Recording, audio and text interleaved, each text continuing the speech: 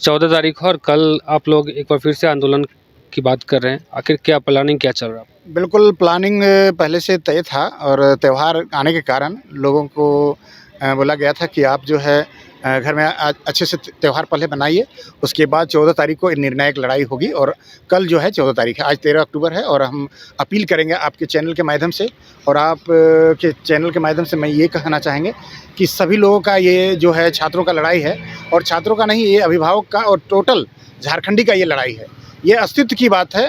ये भ्रष्टाचार जो है जेपीएससी हो या जेएसएससी हो, इसके द्वारा इसके रास्ते से होकर हर विभाग में भ्रष्टाचार फैल गया है और बहुत ज़्यादा चरम तक फैल गया है। ये दिमक पूरे समाज को और पूरे राष्ट्र को और राज्य को पूरा खोखला कर रहा है।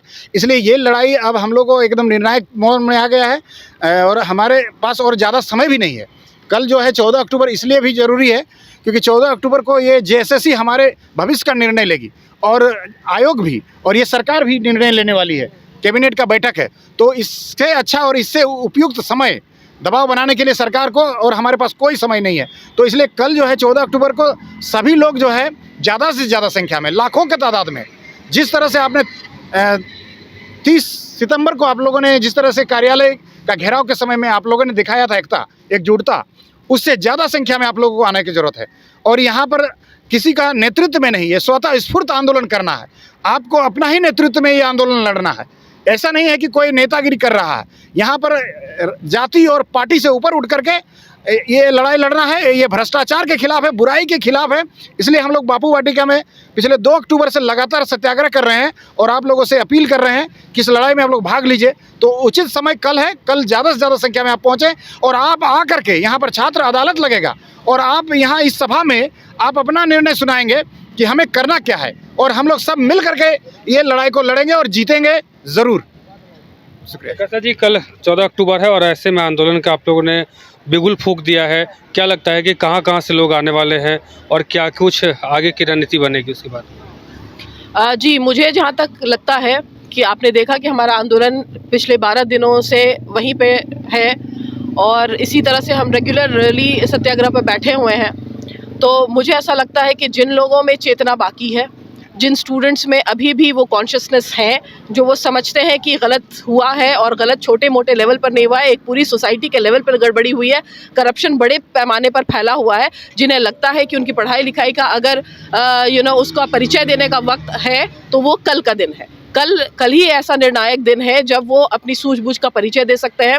और मुझे लगता है कि 24 ज़िला के जितने भी विद्यार्थी हैं, जितने भी वैसे स्टूडेंट्स हैं जो कॉन्शियसली जिन्हें ये समझ में आता है कि करप्शन के ख़िलाफ़ सिर्फ लड़ाई उनकी अकेले की नहीं है, ये इस पूरे समाज की तरफ उनकी ज़िम्मेदारी है, उनका दायित्व बनता है। तो वो ज़रूर से ज़रूर कल 14 तारीख है, कल 11 बजे बापू वाटिका में, जिस तरह से आपने देखा कि ऐलान किया गया है, पहले भी काफ़ी दिनों से इस बात पे चर्चा हो रही थी, इस तारीख पे चर्चा हो रही थी। तो कल का दिन वो निर्णायक दिन है और कल ही का दिन है जिस दिन हमने ये स्लोगन दिया है कि do or die, this is the last chance. क्योंकि उसके बाद फिर हमें ये मौका नहीं मिलने वाला है कि हम अपनी चट्टानी एकता का परिचय दें, हमें फिर ये मौका नहीं मिलने वाला है कि हम सच का साथ दें, हमें फिर ये मौका नहीं मिलने वाला है कि हम अपने लिए लड़ाई लड़ सकें। तो मुझे बहुत उम्मीद है कि कल सभी ज़िला से जितने 6.5 लाख स्टूडेंट्स जिन्होंने एग्ज़ाम दिया है, सभी के सभी यहाँ पे मौजूद होंगे। जी, थैंक यू। लगातार आंदोलन कर रहे हैं, अब कल निर्णायक दिन है क्योंकि उसके बाद आचार संहिता भी लागू हो जाएगा। तो ऐसे में क्या कुछ तैयारी है आप लोग? सर, हम लोग का कल एक आंदोलन है यहाँ बापू वाटिका में और उसको बृहद तरीके से सबको आना है। जितने भी झारखंड के छात्र हैं, जिसमें ज़मीर जिंदा है वो आएगा और अपना एक सरकार में जो करप्शन के खिलाफ लड़ने के लिए ताकत रखता है, वो सारा छात्र से हम आह्वान करते हैं कि सारा दोस्त जितना छात्र है भाई, जितना भी अपना एक करप्शन के सरकार करप्शन में जो पड़ा हुआ है, ये 5 साल से जो एग्ज़ाम की तैयारी करते करते पागल हुआ है और हर एक बार पेपर लीक। कभी ऐसा नहीं है कि मतलब चैन से कोई आदमी एग्ज़ाम लिखे और उसको हुए कि मेरा एग्ज़ाम लीक है और मेरा नौकरी हो जाएगा।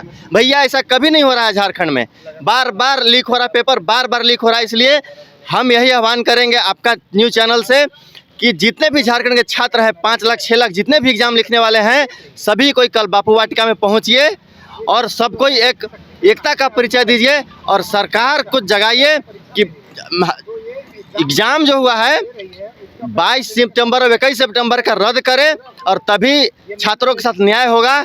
यहाँ छात्र के साथ इतना बर्ताव बुरा किया जा रहा है, सरकार को तो समझ में नहीं आ रहा है कि हम क्या फर्जी स्टूडेंट को लाकर मतलब अपना एग्ज़ाम देने के चक्कर में है। क्या सरकार मतलब नहीं समझ रहा है कि पेपर लीक हुआ है, कितना छात्र आंदोलन कर रहा है। सब पागल थोड़े जाके जैसे इसमें आंदोलन कर रहा है, इतना 12-12 दिन से सब बैठे हुए हैं हम लोग, क्या पागल थोड़े हैं कि सरकार हम लोग का दुख दर्द नहीं समझ रहा है।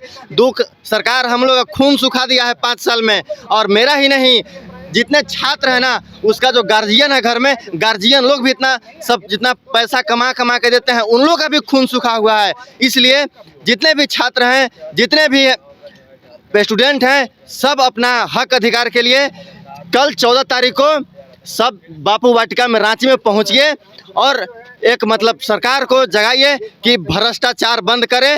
तभी जो सरकार भ्रष्टाचार बंद करेगा उसके समर्थन में छात्र रहेगा, और जो सरकार भ्रष्टाचार चालू रखेगा उसको उखाड़ के फेंक दिया जाएगा।